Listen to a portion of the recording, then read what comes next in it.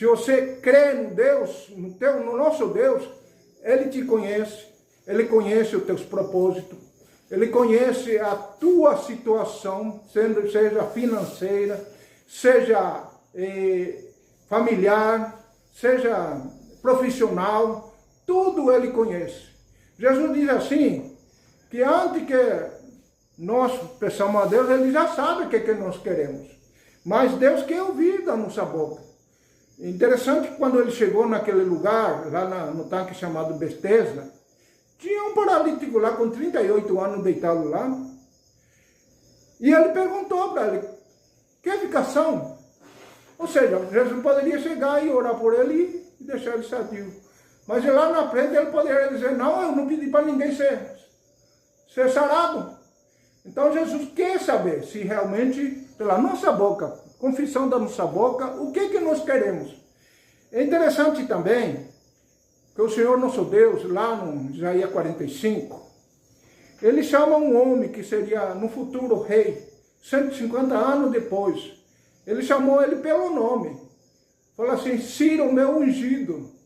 E depois de 150 anos, esse rei surgiu, o rei Ciro, e livrou o povo do Senhor. Então, para Deus não existe nenhum mistério, nenhum segredo. Por isso que Ele falou assim aqui. Chamei-te pelo teu nome, tu és meus. Glória a Deus. E aqui faz uma grande promessa no versículo 2. Quando passares pelas águas, estarei contigo.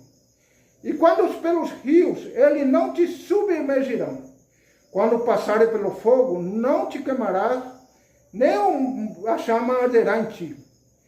É interessante que Deus prometeu cuidar do seu povo, aquele que confia nele. Ele nunca prometeu abandonar. Ele diz assim, não te deixarei nem te abandonarei. E é interessante que, depois vamos falar sobre isso, né? Como que Deus protege e cumpre a sua promessa. Mas agora que eu me lembro, né? Deus me impulsionou para falar desses 3 jovens, porque aqui diz assim, que quando passarem pelo fogo, glória a Deus, Ele chama nenhum arderá em ti, não te queimará, nem a chama arderá em ti. A Escritura Sagrada, Daniel capítulo 3, fala do rei Nabucodonosor, que mandou construir uma estátua de ouro. E ele convocou toda a autoridade do seu reino para se reunirem num campo chamado Dura. E lá, quando todo mundo reuniu, ele